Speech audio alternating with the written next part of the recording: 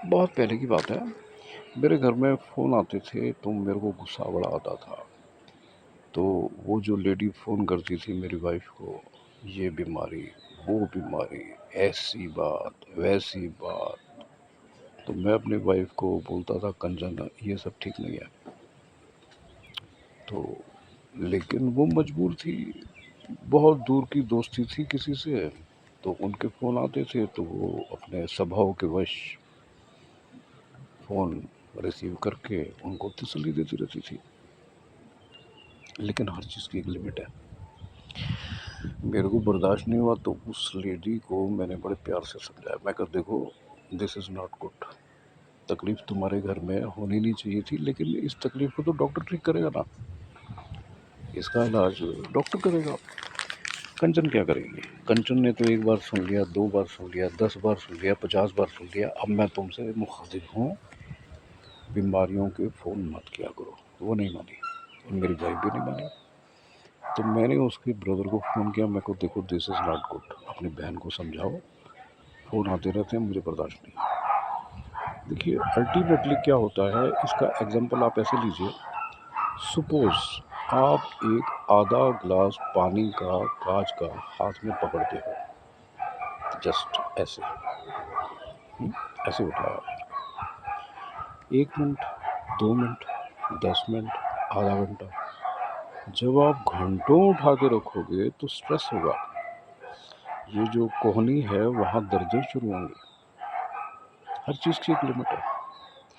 ऐसे ही कोई भी स्ट्रेस अगर ज़िंदगी में है, उसे 24 घंटे डिस्कस करना करना करना करना, पूरा बॉडी नहा जाएगा उन ज़ख्मों से, उन दर्दों से, उन पेन से, तकलीफ़ों से।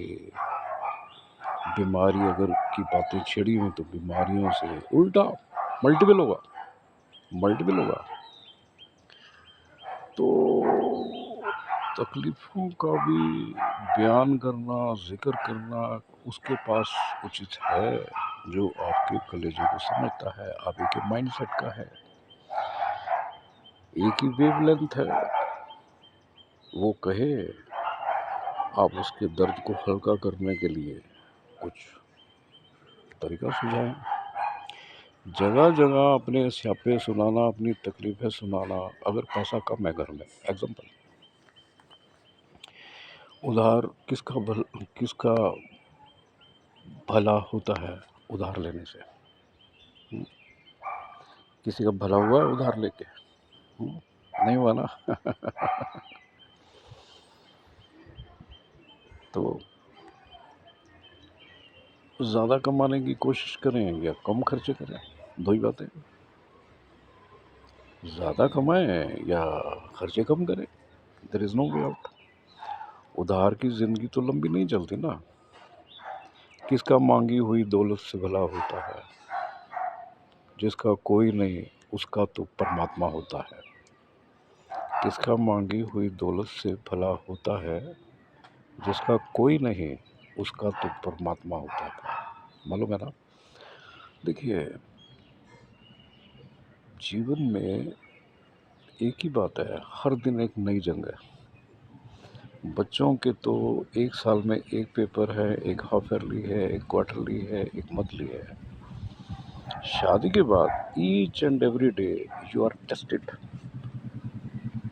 Each and every day you are tested, tested. आपके रिश्तेदार भी, आपकी वाइफ भी, आपकी बहन भी, आपके पिताजी भी, आपकी माताजी भी, आपकी गर्लफ्रेंड भी, उसका भी राइट है आप पे। आपके पास या मेरे पास या किसी के पास जितनी गर्लफ्रेंड्स हैं, उनकी भी, सबकी, सबके साथ सामंजस्य बनाना नहायत आवश्यक है। एक बारी ओशो की किताब में पढ़ते पढ़ते इस बात से बड़ा इम्प्रेस हुआ। ओशो ने बोला था कि you are a dutiful man. Okay, ठीक है, अच्छी बात है। आप अपनी जॉब परफेक्ट से कर रहे हो, टाइम पे जा रहे हो, पूरा काम कर रहे हो, पूरी सैलरी ला रहे हो और ऑफिस में नहायत ईमानदार आदमी हो, okay. But apart from it, you have to be a perfect gardener, perfect father, perfect brother, perfect sister, perfect son, perfect. आप अगर पिता हैं तो you have to be a perfect father also. It is not that आप office में निपुण हैं, perfect हैं, जेंटलमैन हैं, ड्यूटीफुल है तो हो गया. नो, आपको तो हर फील्ड में अपना सामंजस्य बना के रखना होगा, तभी ज़िंदगी चलेगी. ऐसे नहीं चलती है. आपके पास बहुत पैसा है, ठीक है, अपने लिए है आपके. आप किसी को बांट तो नहीं रहे हो, किसी को नखरे मत दिखाइए. कोई आपके नखरे देख के क्या करेगा, है ना. Life is like this. Life can be more beautiful, more happy. दूसरों को खुशी दीजिए, खुश दूसरों को रिस्पेक्ट दीजिए. मेरे को लाइक कर दीजिए, अगर करना है तो सब्सक्राइब तो ज़रूरी कर दीजिए.